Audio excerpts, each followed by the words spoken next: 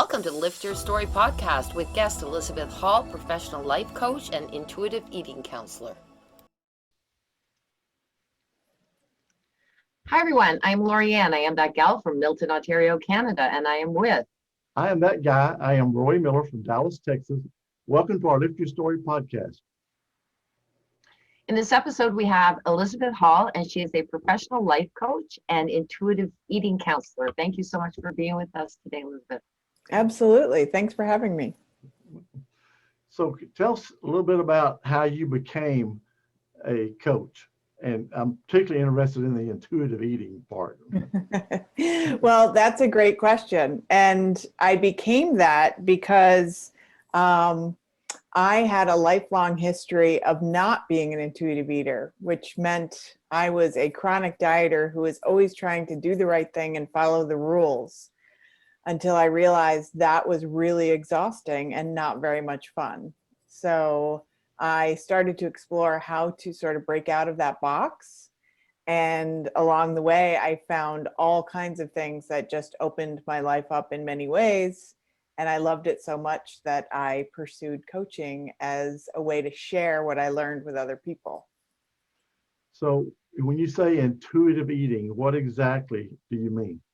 Yeah, so it means really listening to the wisdom of our own bodies when it comes to feeding ourselves, and knowing that there's no good or bad foods. Everything can be of nutritional value in what we eat, and it doesn't have to be of nutritional value. Food can also be fun and a celebration and bring us joy and pleasure. And it's bringing that back into our eating, which many of us have gotten a little off track. I mean, our culture is pretty harsh when it comes to expectations on bodies and what they should look like. And I think in trying to comply, we tend to not listen to our own body's wisdom because we're trying to follow some kind of a program, a plan, a diet, a rules. And it just takes us away from our preferences, our likes. And then that translates into every other area of our life. And we suddenly find ourselves not even knowing what we like in so many different ways. So it's very metaphoric and very profound. You know, I had a friend that his dad was overweight. Mm-hmm. He was growing up, and he's always a big deal to him. I'm never going to be like that. I'm never going to be like that. And so, and he would only eat when he got hungry. Mm-hmm. But he used to drive his wife crazy because you need to eat breakfast at 8 o'clock, you eat lunch at noon, you eat dinner at 5, but he wouldn't eat. He may go all day because he wasn't hungry.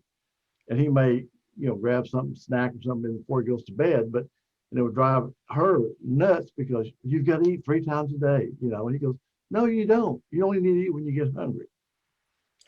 Yeah, and that's a great point. And that is actually one of the tenets of intuitive eating, is really listening to our hunger and listening to our fullness. But it's also not about trying to create a certain body size, because all of us are going to be the size that we are. And we let our bodies decide that. We just attune to what feels good to our bodies, and our bodies will figure it out. Yeah. Well, I know sometimes I'll go get a snack. I'm not really hungry. Yeah.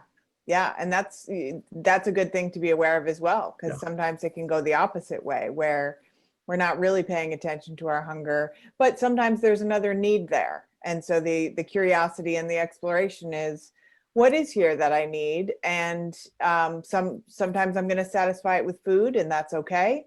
And then sometimes maybe I want to explore something else. Maybe I need a break. Maybe I need a nap. Maybe I need a walk. It's not to make food the bad guy, because food does great things for us, but what are some other things that might do the same thing? Yeah. Mm-hmm. I was going to say a lot of that, what you're saying that I like is that you're removing the restrictions, because if you say, I can't have this, you'll want it all the more. Exactly. 100%. And that just lasts for so long before people then feel like they're out of control because they've been trying to deny and restrict. And then all of a sudden, when they are around certain foods, or when they do open that door a little bit, all of a sudden it seems overwhelming because they want to eat everything and everything comes back in. And that's just the rubber band snapping. It's not because you're out of control. It's not because you have no willpower. It's because you've been trying to force and push against something. That's just snapping back. And when we allow from the beginning, we don't get ourselves in that position. But a lot of people eat emotionally, don't they? Isn't that kind of a big issue for people? That is a big issue for people. And again, it's a both and, in the sense that sometimes that's a great thing to do. Sometimes that is exactly what we need to do. Is we don't want to demonize food as a problem when it's serving us, it's comforting us. There's so many people where that has been their lifeline. That's been their coping mechanism. It's amazing. And our bodies are brilliant for sending us in that direction and saying, save yourself, this is going to help. Like, let's calm down, let's get some comfort. That's great. And then I think the place people get hung up sometimes is if it's the only coping mechanism, or if we start to realize that it doesn't feel very good and it's not serving, then maybe it's outlived its purpose. And then it might be time to explore, again, what else might be possible here? What are the needs I'm trying to meet? What are the things maybe I'm not looking at? And what can I explore and then incorporate in my life that might serve me as well as food has? Yeah. Well, I know for me, like I had a heart attack, and when I was in the hospital, they told me you're a diabetic. I said, no, I had no idea. Mm-hmm. And so yeah, your blood sugar's off the charts, and so I had to go to diabetic education, Mm-hmm. and it was teaching about reading labels, portion sizes, serving sizes, and ingredients and all this stuff. So like the lady says, there's nothing wrong with having pizza. A slice or two of pizza is fine, but don't sit down and eat the whole large pizza by yourself. Mm-hmm. And then my first reaction was zero sugar, no sugar, whatever. And she said, that's not it. She said, like, let me give you an example. Say Fig Newton cookies. Everybody like those? Everybody goes, yeah. I said, okay, 3 Fig Newtons is a serving. That's one serving. That's fine. But if you eat the whole sleeve of Fig Newtons, that's not good. Mm-hmm. And so I know when you learn that stuff and you start looking at labels and ingredients and the serving sizes, you're like, oh my God, I've been eating like 5 servings of this, because I don't know how it is where you are up on the Northeast, but here in Texas, everything is big. I mean, you get a plate of food, you got a plate of food. Most of the time, 2 people are going to eat that off that one plate and be enough. Mm-hmm. And restaurants are crazy here. I mean, everything you get enough for 2 people is on one plate, really, literally. Yeah, and you raise a good point in bringing awareness to what does feel good in our body. So if they bring us a large plate of food, again, we need to get in tune with how we feel from the inside out to know what feels good to our body and how much food feels good to our body. There's nothing bad or wrong about that plate of food. It's just what feels good to us. And if we've gotten into habits and patterns that we just have stopped noticing how they feel, then that's an invitation to look at, again, how does this feel in my body? But what tends to come along with it in our culture, and this is something that I aim to bring awareness to, is just the judgment around things and how we make everything bad or wrong instead of just being open and curious. And the invitation is to find what feels good to us, but we don't have to judge everything that we do. Do they only talk about the food? Because all of those other things have a huge impact as well. And our culture tends to just go to the food sometimes instead of sort of looking at the holistic experience. Like, what is your job like? What are your relationships like? Are they nurturing you? Are they nourishing you? So that food doesn't have to be the only thing that's doing that. Yeah. Like what you just said there, are your relationships nourishing you? So there's sort of that sense of combination. And I just wanted to say really quickly, because as you know, I was bulimic. And I remember going to a restaurant like you're talking about, Roy, and it would freak me out because of all the food on there. And because particularly you're trying to control it when you're out there. And what's nice though is when I came to the realization, it's okay, and you don't have to eat everything on the plate, and it's okay to leave it. You're not going to insult the restaurant by not. And if Mhm. it's really good stuff, you can always take it home and have it later. But that was something I had to get over, that guilt of not eating everything, or even you stop when you're full, but then, the waiter or waitress doesn't pick it up right away. Mhm. And you Mhm. just keep nibbling at it. But by the time they come, it is done. It's Yeah. like, Well, but you got to realize when we grew up, eat everything on your plate. yeah. There's Mhm. kids starving in China. I mean, Yeah. that was, that was what we heard growing up, Mhm. and so, and our parents, you got to eat all that, I mean, that's just the way it was. And so you're conditioned by the time you become a teenager and adult that, hey, I've got to eat all this. There's starving kids in China, you know. Yeah, and that's a great point actually. Like I usually, as an intuitive eating person, I usually raise the point that we're conditioned to restrict, but exactly, we can also be conditioned to eat everything on the plate and don't waste anything. And either way, it's taking us away from our own instincts and our own body's wisdom. So yeah, that's a great point. But see, like Lori Ann, she has been able to, she knows what her body does, and she knows what she should eat, when she should eat it, and all that. So that's how she maintains herself. But a lot of people don't, can't, don't, won't do that. Mhm, mhm. Yeah, well, and again, maintaining yourself, like I would ask, what does that mean? Because that's going to mean something different for everybody. Everybody's got a different body, different size, different needs.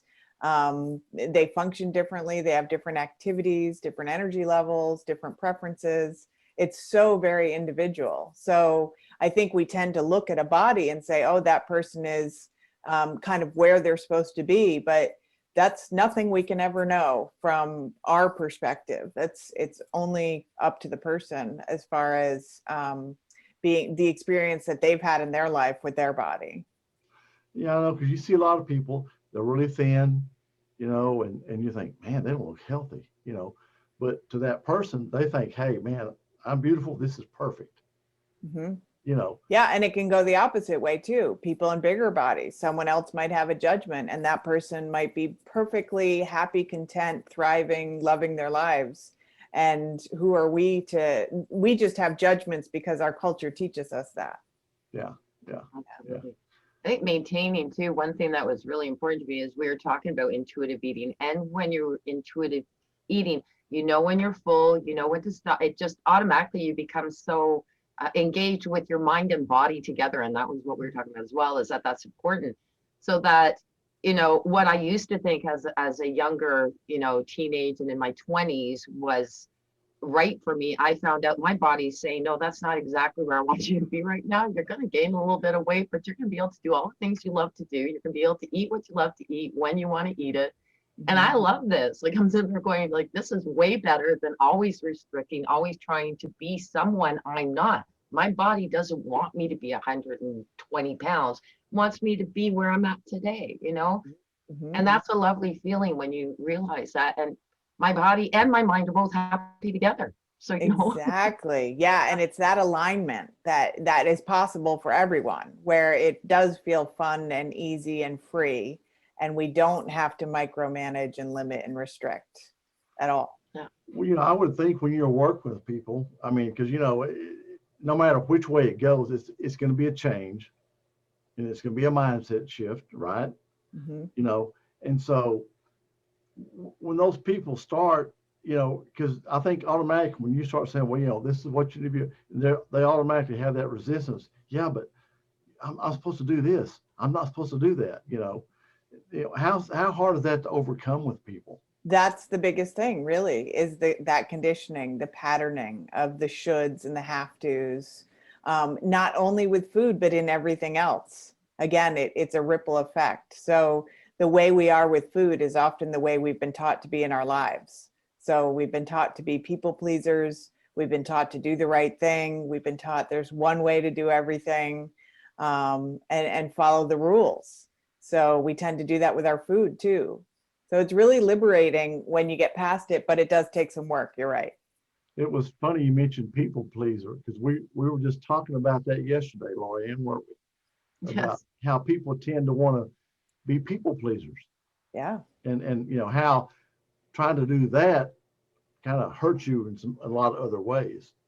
100%. And what's more people pleasing than trying to fit into the body that everyone says you should have?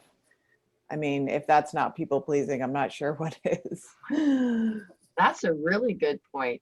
I was going to say even what we were using the word too, over pleasing. Like there's one thing about, people pleasing, but some people go beyond that, and that makes a lot of sense. I never really thought of it that way, that what's, the body equivalent to that. Yeah.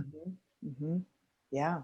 Yeah. Because people want to be accepted and people want to feel that belonging. So they'll try to fit in any way they can. And again, if the culture says this is the body you should have, then people will go to extremes and be denying their own preferences and their own nature the whole time. And that's the part that's really unfortunate. So. It kind of reminds me of something that happened to me. This girl that I worked with, she was kind of an assistant for some of us. And so about once every week or two, I would take her out for lunch. And, and she said, "Oh, I look forward to going out to lunch with you." I said, "Well, why?" She goes, "Because I can eat whatever I want to." I said, "Well, you can eat whatever you want to anywhere. I mean, what?" She goes, "Oh, no. When I go out with the girls in the office, they're all salads and this and that, And she said, I mean, I don't mind having a salad, but I mean, there's other things I would prefer to have. I said, "Well, get what you want." Mm-hmm. Well, no, I don't want to, And so I'm sitting there thinking, well, that's to me is kind of silly. Mm-hmm. If they want to have salad, fine. If you want a hamburger, get a hamburger. What's the big? Well, I just don't want them to think, well, you need to get over what people think. That's your first problem there. Interesting fact too, because I bet you anything, if she ordered a hamburger, there would be about a couple more out there that would follow suit on her, right? Because isn't that the case? We do one thing, we think everyone's supposed to, but if you step out of the box, the other people go, "Oh, she did that, I can do. Yay." Yeah, exactly. It's just like she said. She said, first person orders, if they order salad, everybody orders salad. Mm-hmm. I said, well, maybe next time you ought to order, say you want a hamburger, and see if anybody changes in the salad. Mm-hmm. I mean, it's to me, it's crazy, but I mean, I get it. I understand peer pressure, but I'm thinking like, well, you're what, 35, 40 years old. I mean, really, get over it. Well, it's peer pressure, and it shows you just the degree of the conditioning to have a certain type of body, because the people are ordering the salads because they think it's going to bring them the body that they should have, or show everyone that they're at least trying to get there if they're not there already. So it's really, we have to go a level deeper and be like, why are we all eating salad when we don't want salad? There's big reasons there, and it's cultural and oppression, quite frankly, and we need to understand what that is. Yeah. But that was so weird to me, but you see it. If you go It's out everywhere, and there's a lot of women together, mm-hmm. I'm not saying guys don't eat salads. Don't get me wrong, Lorianne. Mm-hmm. Anyway, but you'll see that all these women, they'll have salads or little this or little that, and I'm thinking, salad is really not all that good, but Mm-hmm. but women particularly. Yeah, because whose bodies are judged more than others? True. Yeah. That's true. Mm-hmm. That's true. Yeah. Who's being held to that standard constantly? Yeah. And it's happening more and more with men, but for a very long time, it's definitely been more skewed towards the woman's body. So, yeah. So that's those deeper layers of, where did this come from? I didn't create this. Where did this come from? Just a quick note on that one too, because I remember when I was working in the office, and it was a guy who started it, by the way. That's not the point. And these special drinks and like these. How do people do that? I'm sorry, I like food. I don't want to drink my lunch. I want to eat my lunch. And God bless the people who can do that, but I can't. And so all of a sudden he gets this, and then like there's 5 or 6 people in the office on that same diet because it just became this, and it passed on. And I'm just looking at them going, they're spending way over money for what they can get in nutrients. And again, that's their choice, that's fine. But it was interesting to see it, like, little fire flame, traveling through the office. Oh, Bob got this. I better get it too. Yeah. Yeah. And the question again is why? Why do I need to do what Bob's doing? Yeah. Oh, Yeah. really? I mean, seriously. But yeah, Yeah. but like Lorianne says, it's very common It is. that Yeah. somebody does that, and then all of a sudden somebody says, oh, you ought to try it. Okay, well then, hey, Bob's doing it. Let's and I don't know. Yeah. It's that sheep mentality. Well, and that's why I love what I do. And that's why, because I help people break out of that box, and I help people learn how to think for themselves and feel for themselves and listen to themselves so that they can have the hamburger when they want the hamburger, and they can have the salad when they want the salad. And they can feel happy and content in their bodies without judgment.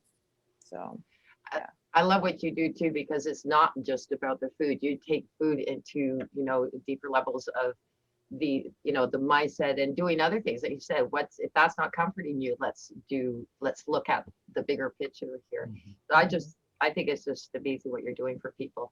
And I really appreciate it.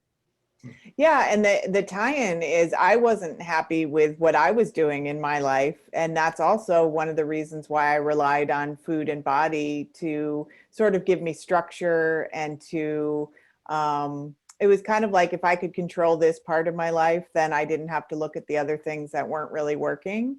And that's why it was so liberating to also find this work and find intuitive eating, because the ripple effect was I changed my job. So I wasn't always a coach. I was originally an actuary for decades, which is a lot of math. And I worked for a consulting firm, all corporate, and I didn't love it, but I didn't realize I don't have to do that if I don't love it. So giving myself the permission to explore my food story also gave me permission to explore everything else.